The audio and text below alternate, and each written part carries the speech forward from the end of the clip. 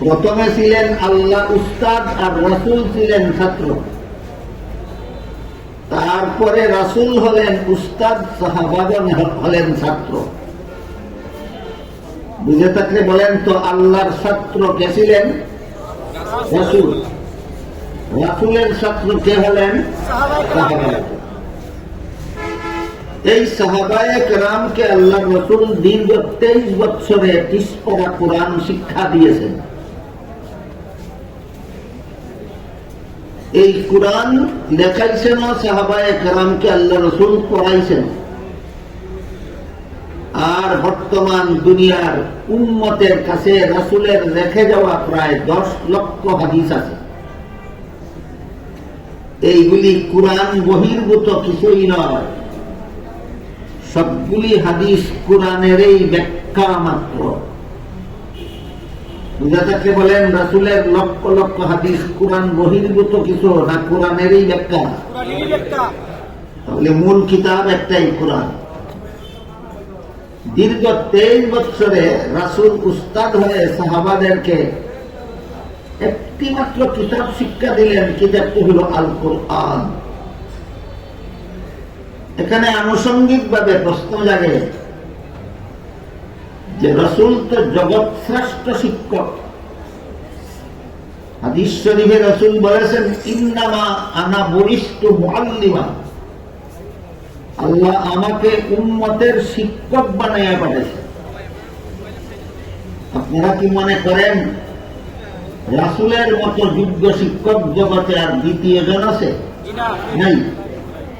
রাসূল হলেন জগৎ শ্রেষ্ঠ শিক্ষক, আর এই উম্মতের মধ্যে সর্বশ্রেষ্ঠ ছাত্র। أما بعد فأعوذ بالله من الشيطان الرجيم بسم الله الرحمن الرحيم إن الذين يغضون أصواتهم عند رسول الله أولئك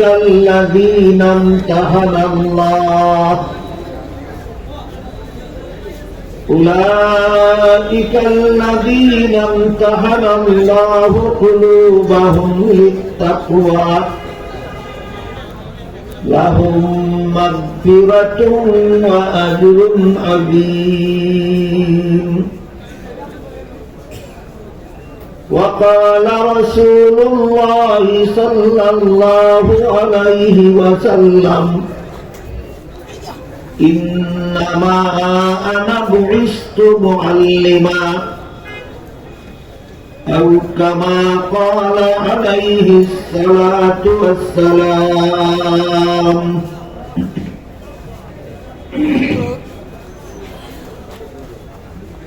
حضرات উলামায়ে কেরাম, মুহতারাম হাজিরিন,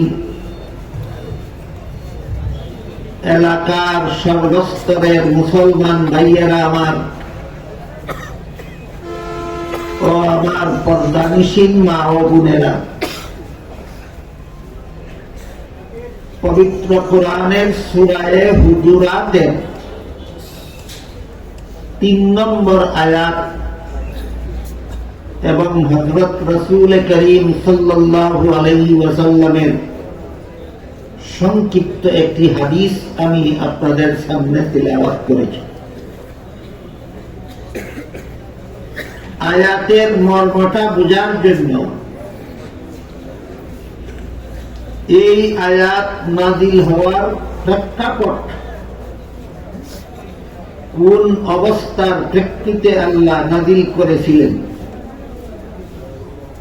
যাকে তাফসীরুল কুরআনের পরিভাষায় শানে নুজুল বলা হয়, সেই প্রেক্ষাপটটা আগে জেনে নেওয়া দরকার। একবার রাসূল করিম সাল্লাল্লাহু আলাইহি ওয়াসাল্লামের দরবারে একটা পরামর্শ সভা বসেছিল। সেই সভার সভাপতি ছিলেন স্বয়ং রাসূল করিম সাল্লাল্লাহু আলাইহি ওয়াসাল্লাম। আর উপস্থিত সমস্ত সদস্যগণ ছিলেন সাহাবায়ে কেরাম, যে সবার সভাপতি স্বয়ং রাসূল এবং সমস্ত সদস্যগণ সাহাবায়ে কেরাম। এই সবার গুরুত্ব অবর্ণনীয়। সেখানে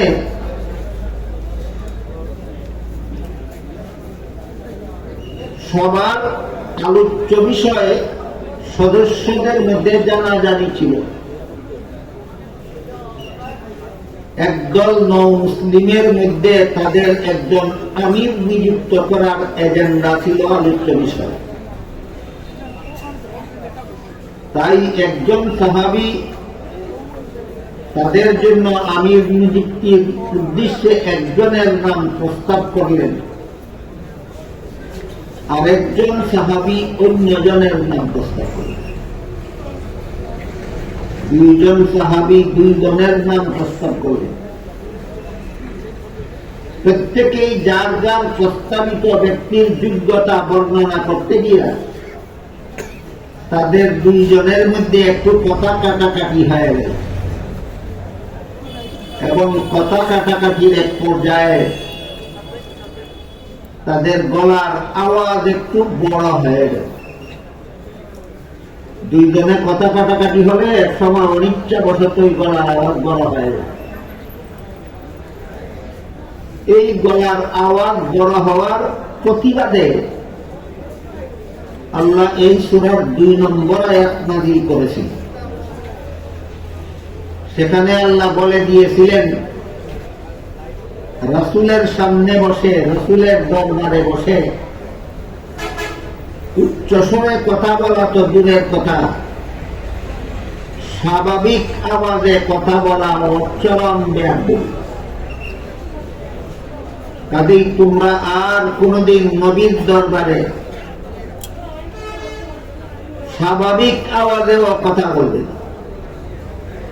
বললে নবীর সাথে এমন বেয়াদবি হবে যে বেয়াদবির কারণে তোমাদের সারা জিন্দেগির বন্দেগি বরবাদ হয়ে যাবে, অথচ তোমরা তা টের পাবে।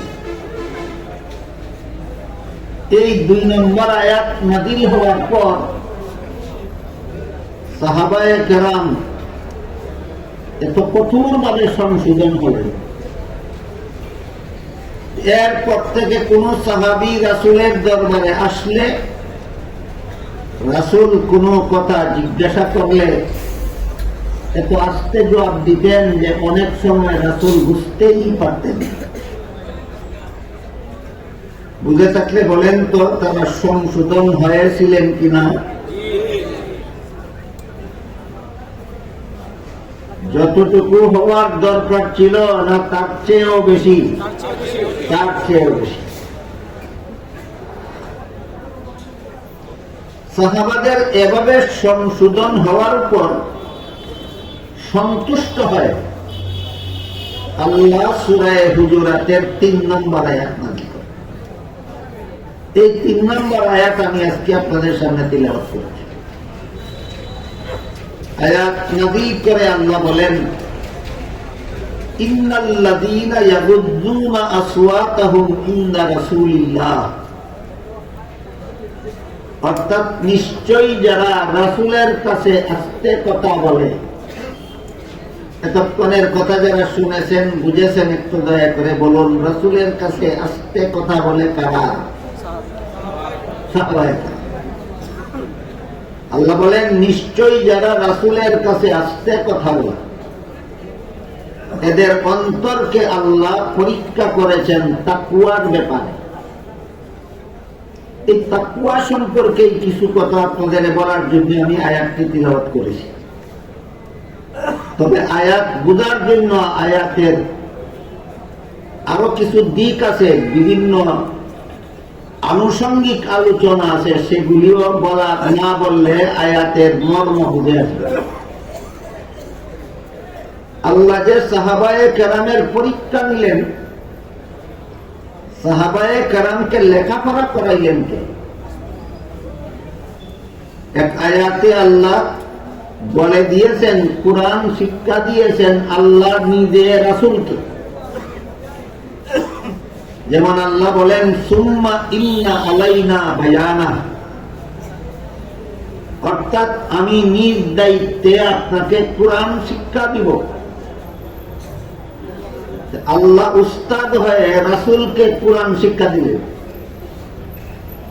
রাসূলের আল্লাহর কাছ থেকে কুরআন শিখে এবার রাসূল উস্তাদ হয়ে সাহাবায়ে কেরামদেরকে শিক্ষা দিলেন। প্রথমে ছিলেন আল্লাহ উস্তাদ আর রাসূল ছিলেন ছাত্র। তারপরে রাসূল হলেন উস্তাদ, সাহাবাগণ হলেন ছাত্র। বুঝে থাকলে বলেন তো, আল্লাহর ছাত্র কে ছিলেন? রাসূল। রাসূলের ছাত্র কে হলেন? সাহাবা। এই সাহাবায়ে কেরামকে আল্লাহ রাসূল দীর্ঘ 23 বছরে 30 পারা কুরআন শিক্ষা দিয়েছেন।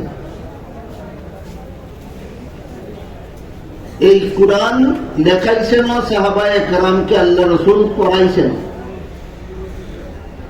আর বর্তমান দুনিয়ার উম্মতের কাছে রাসূলের রেখে যাওয়া প্রায় 10 লক্ষ হাদিস আছে। এইগুলি কুরআন বহির্ভূত কিছুই নয়, সবগুলি হাদিস কুরআনেরই ব্যাখ্যা মাত্র। বুঝা থাকলে বলেন, রাসূলের লক্ষ লক্ষ হাদিস কুরআন বহির্ভূত কিছু না, কুরআনেরই ব্যাখ্যা। তাহলে মূল কিতাব একটাই, কুরআন। দীর্ঘ 23 বছরে রাসূল উস্তাদ হয়ে সাহাবাদেরকে একটি মাত্র কিতাব শিক্ষা দিলেন। কিতাবটি হলো আল কুরআন। এখানে আনুষঙ্গিক ভাবে প্রশ্ন জাগে যে রাসূল তো জগৎ শ্রেষ্ঠ শিক্ষক। হাদিস শরীফে রাসূল বলেছেন, ইন্নামা আনা বুইস্তু মুআল্লিমা, আল্লাহ আমাকে উম্মতের শিক্ষক বানাইয়া পাঠাইছেন। আপনারা কি মনে করেন রাসূলের মতো যোগ্য শিক্ষক জগতে আর দ্বিতীয় জন আছে? নাই। রাসূল হলেন জগৎ শ্রেষ্ঠ শিক্ষক। আর এই উম্মতের মধ্যে সর্বশ্রেষ্ঠ ছাত্র হলেন সাহাবায়ে কেরাম।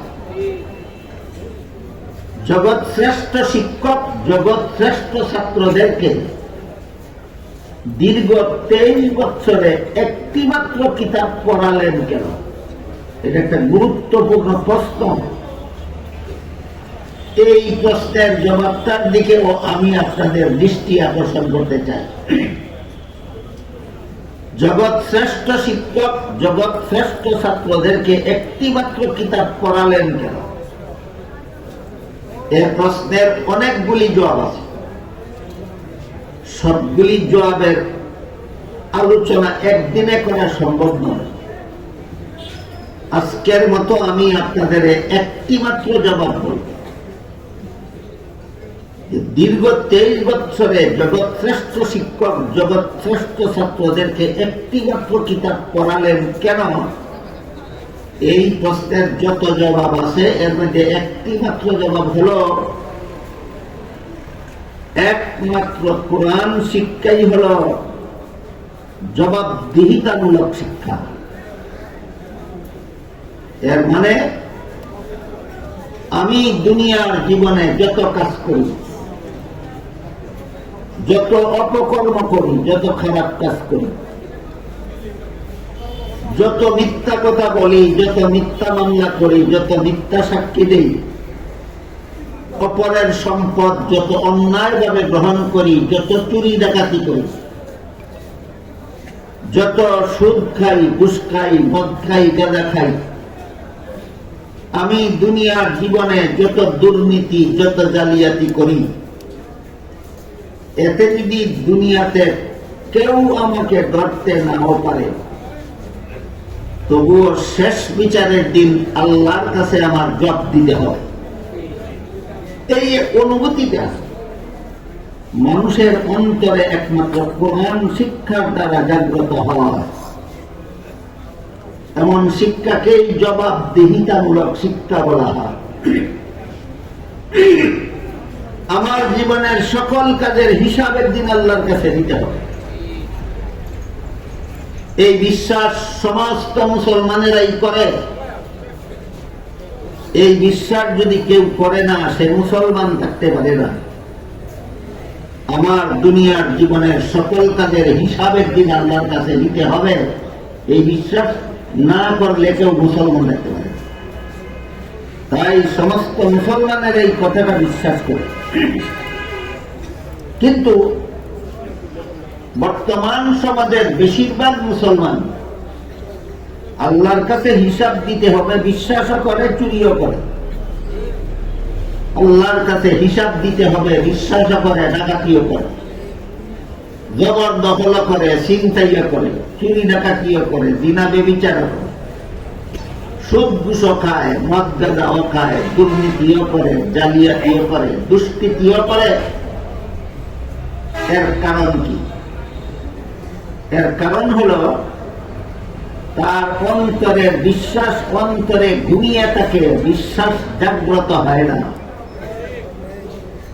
আল্লাহর কাছে একদিন আমার সকল অপকর্মের হিসাব দিতে হবে, এই বিশ্বাস যাদের অন্তরে জাগ্রত হয়, তারা দুনিয়াতে কোনো অপকর্ম করার সাহস করতে পারে না। এরা দুর্নীতিবাজ হতে পারে না। সারমর্ম হল একমাত্র কোরআন শিক্ষাই হল দুর্নীতি মুক্ত সমাজ গড়ার শিক্ষা। একমাত্র কোরআন শিক্ষাই হল দুর্নীতি মুক্ত সমাজ গড়ার শিক্ষা। এমর্মে আমি একজন বিশাল সাম্রাজ্যের মহা সম্রাটের জীবনের একটি ঘটনা শোনাব, আর একজন অশিক্ষিত মূর্খ রাখাল ছেলের ঘটনা শোনাব, যেন আমরা বুঝতে পারি যে আল্লাহর কাছে হিসাব দিতে হবে এই কথার ভয় যাদের অন্তরে থাকে, এরা কেমন ভাবে কোন দুর্নীতির ধারে কাছে যেতে পারে না। প্রথম ঘটনাটা হলো হযরত উমর ফারুক রাদিয়াল্লাহু আনহুর ঘটনা। হযরত উমর ফারুক রাদিয়াল্লাহু আনহু রাসূলের দ্বিতীয় খলিফা ছিলেন। রাসূলের প্রতিষ্ঠিত রাষ্ট্র, এটা এক আনুষঙ্গিক ব্যাপার। 53 বছর বয়সে রাসূল মক্কা শরীফ থেকে হিজরত করে মদিনা শরীফ যাওয়ার পরে একটা ইসলামী রাষ্ট্র প্রতিষ্ঠা করেছিলেন। পরবর্তী 10টি বছর তিনি এই রাষ্ট্র শাসন করেছেন এবং রাষ্ট্র পরিচালনার জন্য আল্লাহর রাসূল একটা লিখিত সংবিধান তৈরি করেছেন।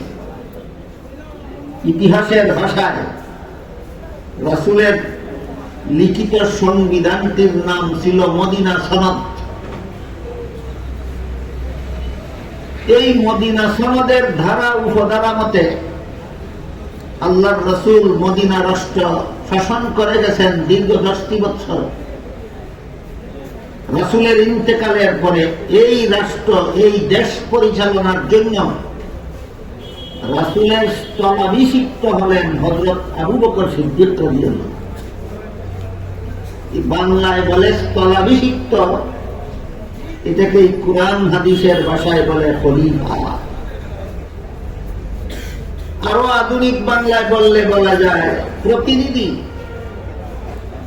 রাসূল ছিলেন আল্লাহর প্রতিনিধি। রাসূলের ইন্তেকালের পরে রাসূলের প্রথম প্রতিনিধি হলেন হযরত আবু বকর সিদ্দিক রাদিয়াল্লাহু। রাসূলের প্রতিষ্ঠিত রাষ্ট্রের পরিচালনার জন্য আবু বকর সিদ্দিক রাদিয়াল্লাহু আনহুর ইন্তেকালের পরে রাসূলের দ্বিতীয় প্রতিনিধি নিযুক্ত হলেন হযরত উমর ফারুক রাদিয়াল্লাহু। এই জন্য উমরকে রাসূলের দ্বিতীয় খলিফা বলা হয়। যে সমস্ত মুসলমানেরা বক্তৃতা বিবৃতি দেওয়ার বেলায় বলে রাসূল মোদের আদর্শ, শুধু ব্যক্তি জীবনের জন্য না, রাষ্ট্র জীবনের জন্য। রাষ্ট্র জীবনে কোন নেতা রাসূলকে আদর্শ মেনে রাষ্ট্র শাসন করে? হায়া লজ্জা লাগে না রাসূলকে আদর্শ বলতে? এত জাজল্যমান বেহায়ানি নির্লজ্জতা কেন? তোমার মুখে বলো রাসূল আদর্শ, তুমি ওই মন গড়া বিধান মতো দেশ শাসন করো। এই সমস্ত নির্লজ্জদের মুখে রাসূলকে আদর্শ বলা শোভা পায় না। রাসূলের আদর্শ মতো দেশ শাসন করেছিলেন হযরত আবু বকর সিদ্দিক রাদিয়াল্লাহু আনহু। রাসূলের আদর্শ মতো দেশ শাসন করেছিলেন হযরত উমর ফারুক রাদিয়াল্লাহু আনহু। উমর যখন দেশের শাসনকর্তা নিযুক্ত হলেন, তখন সেই দেশের পরিধি, সেই দেশের আয়তন ছিল প্রায় অর্ধেকটা পৃথিবীর সমান। বলেন, উমর যে দেশের শাসনকর্তা ছিলেন, সেই দেশটা বাংলাদেশের সমান একটা দেশ ছিল না? অর্ধেকটা পৃথিবীর সমান, অর্ধেকটা পৃথিবীর সমান একটা দেশের শাসনকর্তা নিযুক্ত হলেন হযরত উমর ফারুক রাদিয়াল্লাহু আনহু। উমর শাসনকর্তা নিযুক্ত হওয়ার পরে, শাসনকর্তা নিযুক্ত হওয়ার পরপরই রাতের বেলা ঘোরাফেরা করতেন জনগণের অবস্থা তদন্ত করা। জনগণের কার কি অভাব পূরণ হইল, কার কি অভাব পূরণ হওয়ার বাকি রইল, সেটা তদন্ত করা। এই জন্য যারা রাজনীতি করেন, কিয়ামত পর্যন্ত যারা রাজনীতি করবেন, যাদের রাজনীতির দ্বারা জনগণের অধিকার রক্ষা হয়, তাদের রাজনীতি করার অধিকার আছে এবং তাদের রাজনীতি করা হালাল। যাদের রাজনীতির দ্বারা জনগণের অধিকার রক্ষা হয় না, এদের রাজনীতি করার অধিকারও নাই এবং এদের রাজনীতি হারাম। রাজনীতি হারাম। বুঝে থাকলে বলেন, আমার কথা বুঝে থাকলে। ঢালাও ভাবেই রাজনীতি হারাম। যে রাজনীতির দ্বারা জনগণের অধিকার রক্ষা হয় না, সেই রাজনীতি হারাম, সেই রাজনীতি হারাম। ইসলামের বিধানগুলি বুঝলে আপনারাই যাচাই করতে পারবেন আপনাদের সমাজে যত রাজনীতিবিদ আছে, কে কে হালাল রাজনীতি করে আর কে কে হারাম রাজনীতি করে।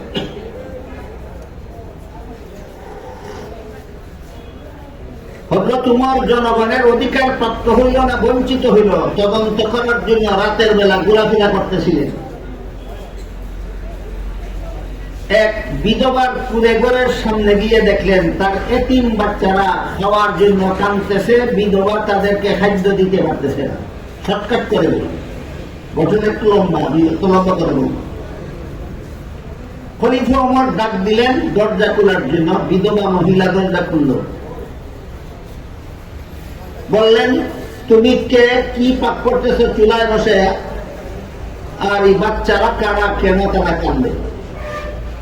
বিধবা মহিলা হযরত শুনেছে উমর খলিফা হয়েছেন, কিন্তু উমরকে দেখে নাই কোনদিন, চিনতে পারেন যে এই লোকটাই উমর। বিধবা বলল, আমি শুনেছি উমর আমাদের দেশের শাসনকর্তা নিযুক্ত হয়েছে, সে শাসনকর্তা হওয়ার অযোগ্য। আমার স্বামী মারা গেছে, এই পরিবারে উপার্জনের যোগ্য আর কেউ নাই, এই জন্য ঘরে খাদ্য নাই, আমার এতিম বাচ্চারা খাওয়ার জন্য কাঁদতেছে। শাসনকর্তার দায়িত্ব, দেশের কোন নাগরিক যদি উপবাস থাকে, তার উপবাস, তার খিদা নিবারণের উপযোগী খাদ্য সরবরাহের ব্যবস্থা করা, এটা সরকারের দায়িত্ব, জনগণের অধিকার। উমর খলিফা হইল, সরকার প্রধান হইল, আমার এতিম বাচ্চাদের অধিকার দিতে আসলো না, এই উমর শাসনকর্তা হওয়ার যোগ্য নয়। তোমার মতো মুসাফির এসেছো আমার এতিম বাচ্চাদের খবর নেওয়ার জন্য, তোমার মতো মুসাফির এই দেশের খলিফা হওয়া দরকার ছিল। বিধবা মহিলা যে অভিযোগটা করল উমরের বিরুদ্ধে, কার কাছে? চিনার কারণে না না চিনার কারণে? বিধবার অভিযোগ শুনে খলিফা উমর গোলামকে নিয়ে সরকারি খাদ্য গুদামে ঢুকলেন। দুঃখে গোলামকে বললেন, আটার বস্তা আমার ঘাড়ে উঠে গেল। গোলাম বলে, ওগো খলিফাতুল মুসলিমিন, আমার মতো গোলাম আপনার সাথে থাকা অবস্থায় আটার বস্তা আপনার ঘাড়ে উঠে দিব, এটা কেমন কথা? উমর বললেন, এই গোলাম, হাসরের মাঠে আল্লাহ যখন জিজ্ঞাসা করবেন খলিফা উমর যেই দেশ শাসন করত সেই দেশের একটা বিধবা মহিলার এতিম বাচ্চারা না খাইয়া ঘুমাইছিল কেন, জব তুই দিবে? গোলাম বলে, না হবে, এটা জব আমি কি বলবো? উমর বলেন, তাহলে বোঝা গেল দায়িত্বটা তোর না, দায়িত্বটা আমার। আমার দায়িত্ব আমাকে পালন করতে দে।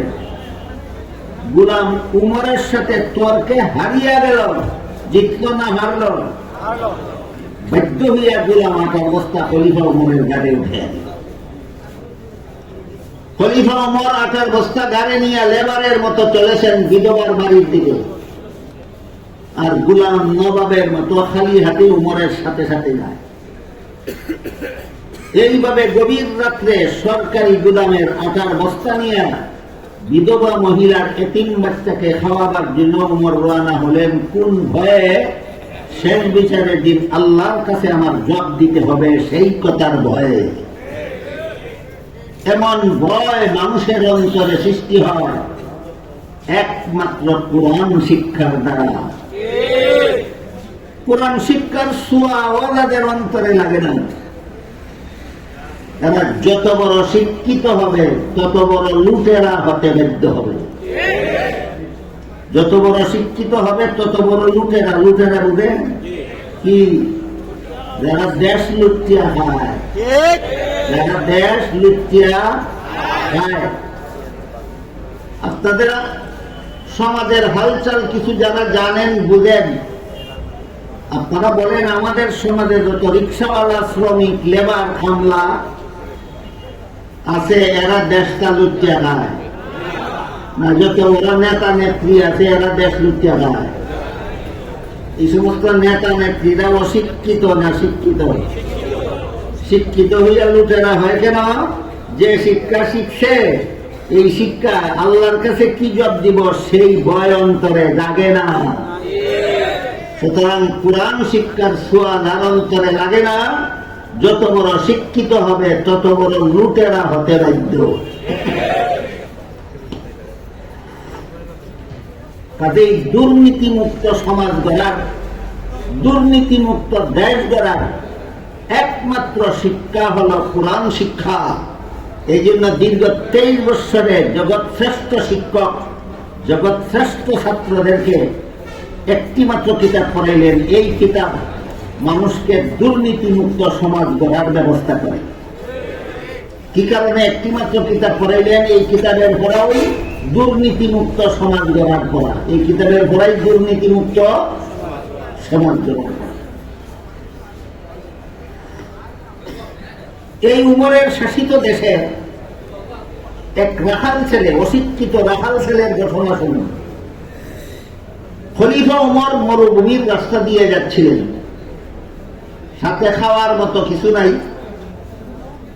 মরুভূমি হওয়ার কারণে খানা পানি জোগাড় করার কোনো ব্যবস্থা নাই রাস্তার পাশে। এমত অবস্থায় খলিফার উমরের পেটে বড় খিদা লাগলো। খিদার জ্বালায় উমরের কষ্ট হইতেছিল। এমত অবস্থায় খলিফা উমর দেখলেন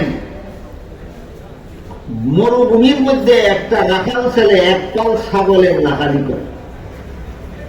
ওই রাখাল ছেলে তার পালের একটা দুধের ছাগলের দুধ দোকান করে পান করল।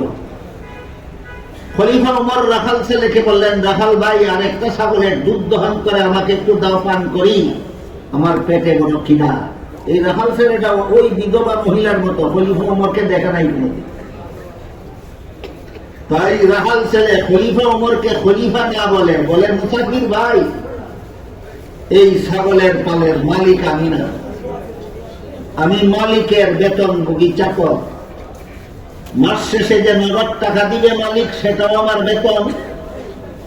রাখালি করার সময় পেটে খিদা লাগলে একটা ছাগলের দুধ দোহন করে পান করি, সেটাও আমার বেতন।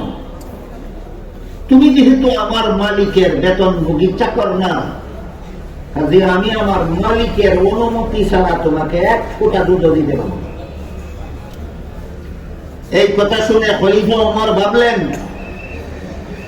আমার পেটের খিদা গেলে গেল না গেলে নাই, আমার দেশের একটা রাখাল ছেলে এত বড় আমানতদার যে মালিকের অনুমতি ছাড়া মালিকের মাল কাউকে দেয় না, এতেই আমার আত্মাটা তুষ্ট।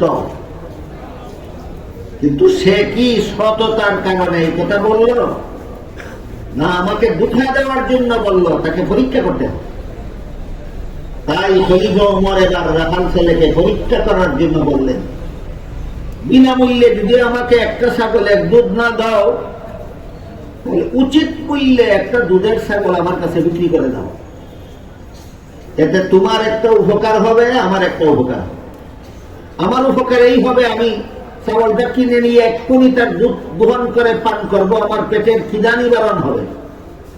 আর তোমার উপকার এই হবে, মালিকের যা বেতন দেওয়ার তো দিবেই, এর অতিরিক্ত তুমি একটা ছাগলের মূল্য এটাও তুমি পাইলা, এটা তোমার উপকার। এই কথা বলায় রাখাল ছেলে মুসাফির লোকটারে জিজ্ঞাসা করে, তোমার কাছে একটা ছাগল বিক্রি করে পয়সাটা আমি খাইয়া ফেললে, মালিকে গনে যখন দেখবে ছাগল একটা কম, তখন তো আমাকে জিজ্ঞেস করবে ছাগল একটা কম কেন, আমি কি জব দেব? মুসাফির লোকটা রাখাল ছেলেকে বলল, জব দিও, ছাগল একটা বাঘে ধরে নিয়ে গেছে। বাঘে ছাগল ধরে নিয়ে গেলে রাখাল ছেলের ফিরাবার ক্ষমতা নাই, কাজেই তোমার বিরুদ্ধে বিচারও চলবে না, কোনো অভিযোগও চলবে না, তুমি বেকসুর খালাস পাবে। এই কথা বলা মাত্র রাখাল ছেলে খলিফা ওমর চিনে না মুসাফির লোকটা চিনে? মুসাফির লোকটা দেখো, এই বেটা মুসাফির, দাঁড়া, আমার একটা কথা শুনে যা। আমি আমার মালিকের বিশ্বস্ত চাকর। আমি যদি মালিককে বলি ছাগল একটা বাঘে ধরে নিয়ে গেছে, 100 বিশ্বাস কর, বিন্দু মাত্র সন্দেহ করবে না। কিন্তু তুই বল, শেষ বিচারের দিন আল্লাহ যখন জিজ্ঞাসা করবেন মালিকের ছাগলটা কি করছিলি, তখন কি বলবে? বুঝে থাকলে বলুন, শেষ বিচারের দিন আল্লাহর কাছে কি জবাব দিব, এই ভয় রাখাল ছেলের অন্তরে জাগ্রত ছিল কিনা? এই ভয় মানুষের অন্তরে জাগ্রত হয় একমাত্র কোরআন শিক্ষার দ্বারা। কাজেই দুর্নীতি মুক্ত সমাজ গড়ার জন্য কোরআন শিক্ষা ছাড়া দুনিয়াতে আর কোন শিক্ষা নাই। দুর্নীতি মুক্ত সমাজ গড়ার জন্য কোরআন শিক্ষা ছাড়া দুনিয়াতে আর কোন শিক্ষা নাই। তাই জগৎ শ্রেষ্ঠ শিক্ষক জগৎ শ্রেষ্ঠ ছাত্রদেরকে দীর্ঘ 23টি বছরে একটি মাত্র কিতাব পড়াইলেন। এই কিতাবের শিক্ষা ছাড়া দুর্নীতি মুক্ত সমাজ গড়ার আর কোন শিক্ষা দুনিয়াতে নয়। এবার আমি আপনাদেরকে পাকিস্তানের একটা ঘটনা শোনাব, বাংলাদেশের একটা ঘটনা শোনাব, যাতে আপনারা বুঝতে পারেন কোরআন শিক্ষার ছোঁয়া যাদের অন্তরে লাগে না, এরা যত বড় শিক্ষিত হবে, যত বড় নেতা হবে, যত বড় নেত্রী হবে, তত বড় চোর ডাকাত হতে বাধ্য। বর্তমান দুনিয়াতে টপ লেভেলের যে সমস্ত আলেম আছেন, আঙ্গুলে গোনার মতো কয়েকজন, এর মধ্যে একজন হলেন পাকিস্তানের আল্লামা তকি উসমানী দামাত বারাকাতুহু। তিনি এক সময় পাকিস্তানের শরিয়া আদালতের প্রধান বিচারপতি ছিলেন। আল্লামা তকি উসমানী পাকিস্তানের শরিয়া আদালতের প্রধান বিচারপতি থাকা অবস্থায় এক বক্তৃতায় তিনি বলেছিলেন, ইসলামী আদালতে চোরের চুরি সাব্যস্ত হলে হাত কাটার হুকুম দেওয়ার দায়িত্ব আমার, কিন্তু আমি বিচারপতি হওয়ার পর থেকে একদিনও কোন চোরের হাত কাটার হুকুম দেওয়ার সুযোগ পাইলাম না। কারণ চোরকে আদালতে হাজিরই করা হয় না, থানায় পুলিশেরা ঘুষ খাইয়া চোরকে ছেড়ে দেয়। পুলিশের থানার থেকেই চোরের কাছ থেকে ঘুষ খাইয়া চোরে ছেড়ে দেয়। এই কারণে আদালতে হাজির হইলে পরে তো আমি হাত কাটার হুকুম দিতাম, আদালতে হাজির হই করে না পুলিশে। পাকিস্তানের সবগুলি থানার পুলিশ অশিক্ষিত মূর্খ না শিক্ষিত? শিক্ষিতরা এত বড় ঘুষখোর চোর কেন? যে শিক্ষা শিখেছে, এই শিক্ষার দ্বারা আল্লাহর কাছে জবাব দেওয়ার ভয় লাগে না। যে শিক্ষায় শিক্ষিত সে এই শিক্ষার দ্বারা অন্তরে আল্লাহর কাছে কি জবাব দিব এই ভয় লাগে না। সুতরাং এই ঘটনা প্রমাণ করে কোরআন শিক্ষার ছোঁয়া যাদের অন্তরে লাগে না, এরা যত বড় শিক্ষিত হবে তত বড় চোর, ডাকাত, দুর্নীতিবাদ হতে বাধ্য। এবার আপনাদের বাংলাদেশের ঘটনা একটা শোনাই। আজ থেকে মনে হয় 40 থেকে 50 বছর আগের কথা। ব্রাহ্মণবাড়িয়ার এলাকার একটা ওয়াজ মাহফিল থেকে রেলে বাড়ি ফেরার জন্য আমি ব্রাহ্মণবাড়িয়া রেল স্টেশনে গেলাম। যা দেখি রেলগাড়ি ছেড়ে দেয়, টিকিট নেওয়ার সুযোগ নাই, টিকিট ছাড়াই রেলগাড়িতে চলে। টিটি সাহেব সরকারের বেতনভোগী কর্মচারী, যারা বিনা টিকিটে রেলে চড়ে এদের কাছ থেকে ভাড়া নিবে এবং টিকিট বানিয়ে দেবে, এইটাই তার দায়িত্ব। আমি টিটি সাহেবকে ঘটনা বললাম, আমি টিকিট নিতে পারিনি, গাড়ি ছেড়ে দিয়েছে, এই জন্য আপনি আমাকে একটা টিকিট বানিয়ে দিন, আর যা ভাড়া হয় আমার কাছ থেকে নিয়ে যান। উনি একটু রাগান্বিত হয়ে আমাকে বললেন, টিকিট বানিয়ে দেওয়া যাবে না। আমি বললাম, সরকার আপনাকে বেতন দেয়, সরকারের বাপের সম্পত্তি বিক্রি করে নয়, জনগণের ট্যাক্সের টাকা দিয়া এই আমাকে টিকিট বানিয়ে দেওয়ার জন্য। তুই বেটা বেতন খাস, আমার টিকিট বানিয়ে দিতে। টিকিট যদি বানিয়ে দেওয়া যাবে না, বেতন কিসের বেতন খাস? তো টিকিট বানিয়ে দিলে শুধু ভাড়া দিলে হবে না, বিনা টিকিটে রেল চলার জরিমানাও দিতে হবে। আমি বললাম, ভাড়াও দেব, জরিমানাও দেব, টিকিটের তো বানিয়ে দিন।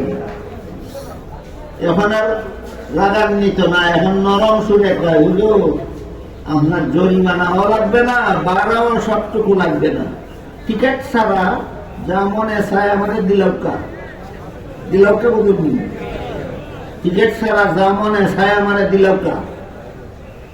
মানে বলেন, টিকিট ছাড়া যা মনে চায় তারে দিয়া দিলে এটা জনগণের তহবিল, সরকারি তহবিলে যাবে না তার পকেটে যাবে। এটা নীতি না দুর্নীতি? লোকটা অশিক্ষিত না শিক্ষিত? শিক্ষিতটা দুর্নীতিবাদী লোক না।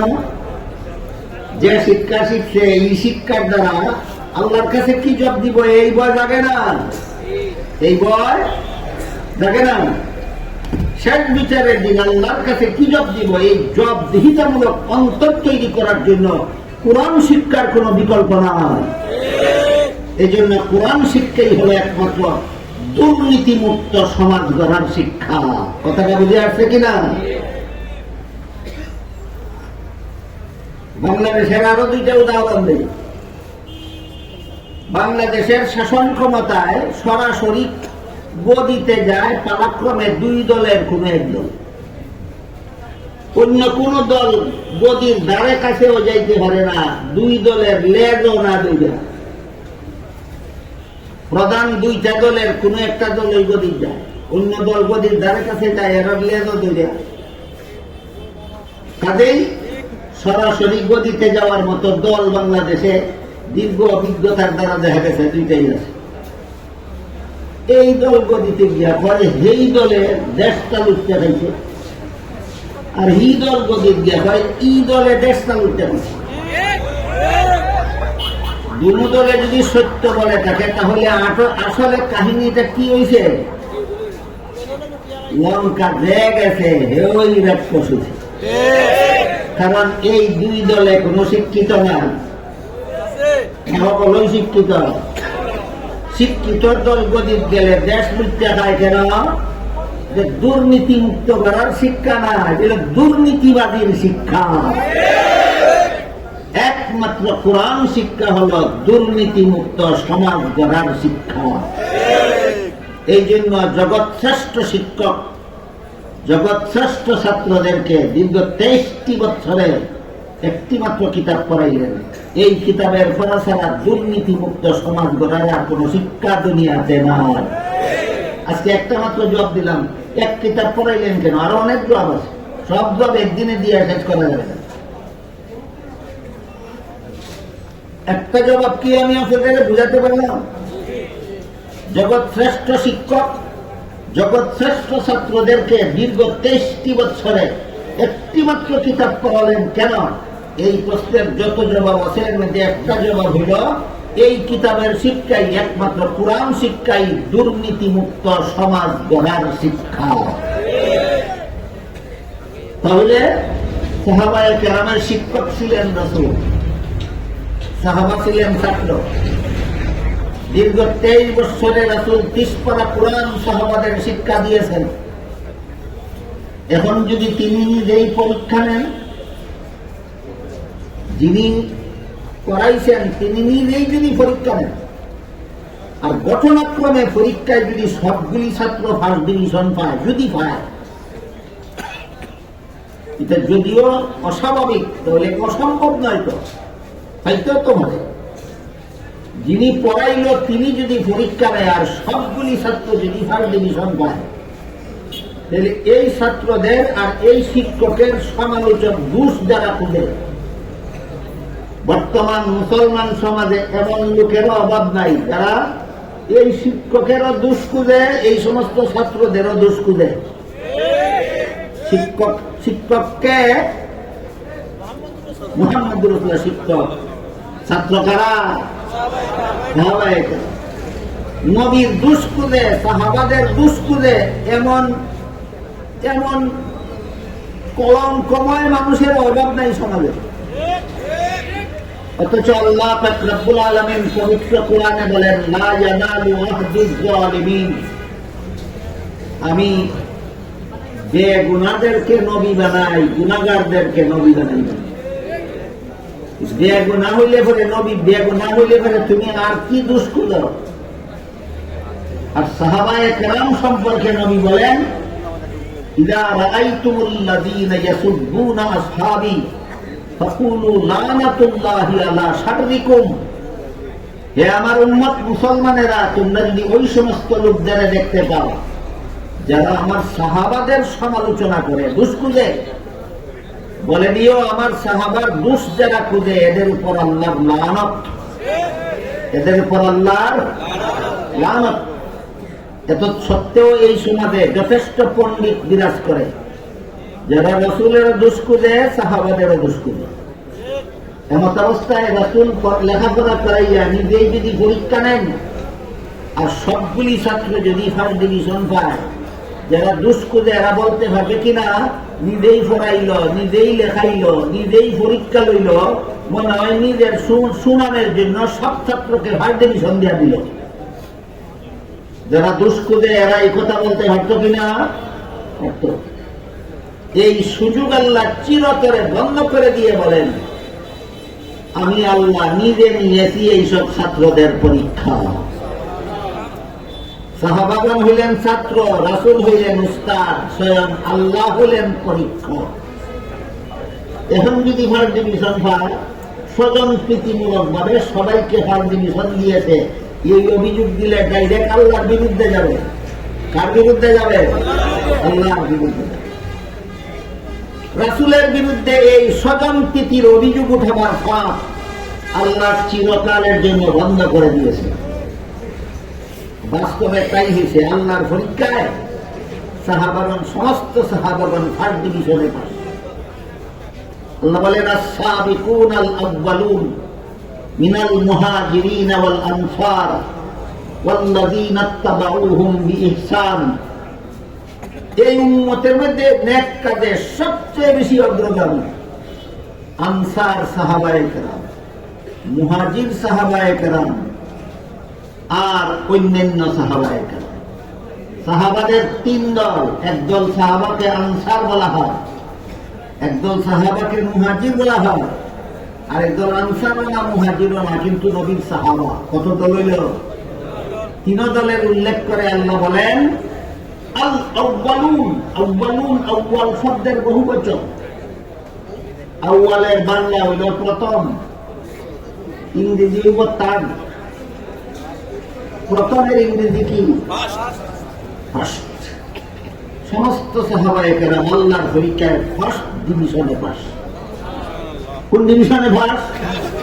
ওখানে গিয়া কেউ স্বজন প্রীতি ঘুরে ফার্স্ট ডিভিশন দিছে, পরীক্ষা লইছে কে? কাজে এই মুখ সমালোচকদের মুখ আল্লাহ চিরতরে বন্ধ করে দিচ্ছেন। আল্লাহ এই সমস্ত ফাঁস করনেওয়ালা নবীর ছাত্রদের পুরস্কার ঘোষণা দিয়া বলেন, রাদিয়াল্লাহু আনহুম, আমার নবীর সমস্ত ছাত্রদের প্রতি আল্লাহ, আমি আল্লাহ চিরকালের জন্য সন্তুষ্ট। নবীর কতজন ছাত্রদের প্রতি? কতদিনের জন্য আল্লাহ সন্তুষ্ট? চিরকালের জন্য আমি আল্লাহ নবীর এই সমস্ত ছাত্রদের প্রতি চিরকালের জন্য সন্তুষ্ট।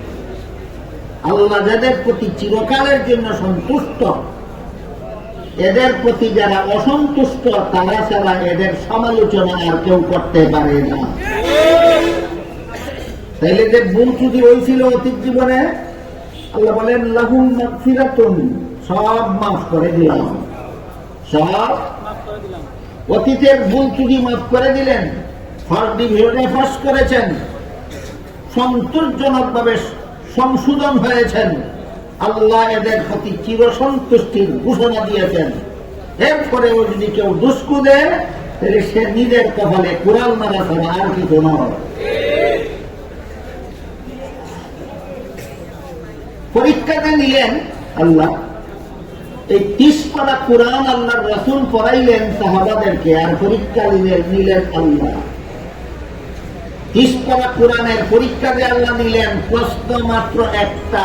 প্রশ্ন মাত্র কি? আমার নবীর কাছে যে 23 বছর লেখাপড়া করছ, এর দ্বারা অন্তরে তাকওয়া হাসিল করেছ কিনা, এটাই পরীক্ষা। অন্তরে তাকওয়া হাসিল করেছ কিনা।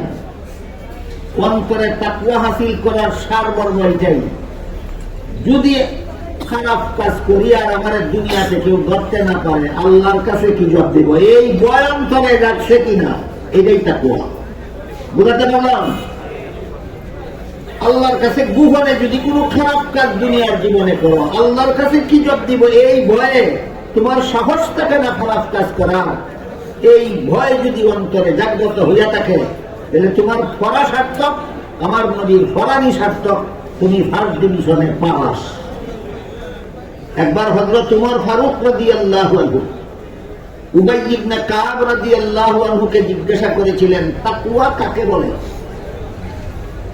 উবাই উমরের প্রশ্নের সরাসরি জবাব না দিয়ে পাল্টা জিজ্ঞাসা করলেন, উমর, যে জঙ্গল কাঁটাদার গাছে ভরা, এমন জঙ্গল কি আপনি দেখেছেন কোনদিন? উমর বলেন, দেখেছি। উবাই জিজ্ঞাসা করেন, কাঁটাদার গাছে ভরা জঙ্গল দিয়ে কি গিয়েছেন কোনদিন? উমর বলেন, গিয়েছি। উবাই জিজ্ঞাসা করেন, যে জঙ্গল কাঁটাদার গাছে ভরা, এমন জঙ্গল দিয়ে আপনি গেলেন কিভাবে? উমর বলেন, এমন ভাবে শরীর কাপড় সামলে দিয়েছি যেন আমার গায়ে কোনো কাঁটা না লাগে। উবাই বলেন, এটার নামই তাকওয়া। অর্থাৎ গোটা দুনিয়াটা অসংখ্য অগণিত গুনাহ নামের কাঁটাদার গাছে ভরা একটা জঙ্গলের নাম। দুনিয়া একটা জঙ্গলের নাম। এটার মধ্যে যতগুলি গুনার পরিবেশ আছে, সবগুলি গুনার পরিবেশ এক একটা কাঁটাদার গাছ। এইরকম অসংখ্য অগণিত গুনার কাঁটাদার গাছে ভরা একটা জঙ্গলের নাম দুনিয়া। এর ভিতর দিয়া প্রতিটি মানুষের জান্নাতে যাওয়ার পর, দুনিয়ার বাইরে দিয়া কেউ জান্নাতে যেতে পারবে না, দুনিয়ার ভিতর দিয়া জান্নাতের পথে যেতে হবে। এমত অবস্থায় দুনিয়ার থেকে কোনো গুনাহ যেন তোমার সাথে কবরে না যায়, এমন জীবন গড়তে পারার নাম অন্তরে তাকওয়া হাসিল করা। কোরআন শিক্ষার একমাত্র উদ্দেশ্য, কোরআন শিক্ষার একমাত্র। কাজেই মাদ্রাসায় যারা পড়েন আর পড়ান, তারা কোরআন শিক্ষার উদ্দেশ্য হাসিল করলেন, গুনাহ যেন সাথে কবরে না যায় এমন জীবন যাপন করলেন। আর যারা মাদ্রাসায় চান্দা দেয়, সাহায্য করে, সহযোগিতা করে, পরামর্শ দেয়, শ্রম দেয়, কাজ করে, মাদ্রাসার জন্য মেহনত করে, এরা তো মাদ্রাসায় পড়লো না, পড়াইলো না। এরা কি জাহান্নামে যেতে হবে, না এদেরও জাহান্নাম থেকে বাঁচার দরকার? আপনারা কি বলেন? এদেরকে জাহান্নাম থেকে বাঁচাবার জন্য মাদ্রাসাওয়ালায় এই সম্মেলনটা আয়োজন করে। আমরা যারা পড়ি, আমরা যারা পড়াই, আমরা তো জাহান্নাম থেকে বাঁচার পথে চলার চেষ্টা করি।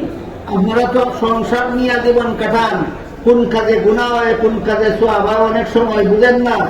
অনেক সময় বুঝে শুনেই গুনার কাজ করে বসেন। এই গুনার কাটা আপনার শরীরে লাগে, এটা নিয়ে যেন কবরে না যান।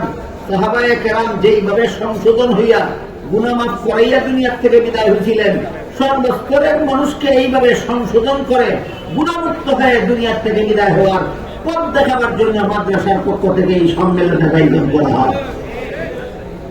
আমি কি আপনাদের বোঝাতে পারলাম মাদ্রাসায় কেন সম্মেলন করে? সর্বস্তরের মানুষের অন্তরে তাকওয়া হাসিলের ব্যবস্থা দেওয়ার জন্য। সর্বস্তরের মানুষের অন্তরে তাকওয়া হাসিলের ব্যবস্থা দেওয়ার জন্য। বর্তমান বাংলাদেশে 40,000 কওমি মাদ্রাসা আছে। প্রায় প্রতিটি কওমি মাদ্রাসার পক্ষ থেকে বছরে কমপক্ষে একটি করে এরকম ইসলামী সম্মেলন হয়। কাজেই বাংলাদেশে শুধু কওমি মাদ্রাসাগুলির পক্ষ থেকে প্রতি বছরে 40,000 ইসলামী সম্মেলন হয়, শুধু সর্বস্তরের মানুষের অন্তরে তাকওয়া হাসিল করার জন্য। আপনাদের অন্তরে যদি এই ভয় জাগ্রত হয়, উমরের দেশের রাখাল ছেলের মতো, মনে আছে? উমরের দেশের রাখাল ছেলের মতো আপনাদের অন্তরে যদি এই ভয় জাগ্রত হয়, আমি ব্যবসায় অসৎ ব্যবসা করলে আল্লাহর কাছে কি জবাব দেব, আমি অসৎ উপায়ে চাকরি করলে আল্লাহর কাছে কি জবাব দেব, আমি অন্যায়ভাবে রাষ্ট্রীয় সম্পদ নষ্ট করলে আল্লাহর কাছে কি জবাব দেব, আমি অন্যায়ভাবে অপরের সম্পদ আত্মসাৎ করলে আল্লাহর কাছে কি জবাব দেব, এই ভয় যদি আপনাদের অন্তরে জাগ্রত হয়, রাসূলের কাছ থেকে সাহাবায়ে কেরাম যেই তাকওয়া নিয়ে কবরে গেছিলেন, আপনারাও মাদ্রাসার সম্মেলন থেকে সেই তাকওয়া নিয়ে কবরে যেতে পারবেন। আপনাদেরকে এই সুযোগ দেওয়ার জন্য মাদ্রাসাগুলির সম্মেলন হয়। আল্লাহ আপনাদের আমাদের সবাইকে মাদ্রাসার এই সদুদ্দেশ্য পূরণ করার, মাদ্রাসার থেকে তাকওয়া হাসিল করে তাকওয়ার জীবন যাপন শিক্ষা করার তৌফিক দান করুন। সবাই বলুন আমিন। সুবহান রাব্বিকা রাব্বিল ইজ্জাতি আম্মা ইয়াসিফুন ওয়া সালাম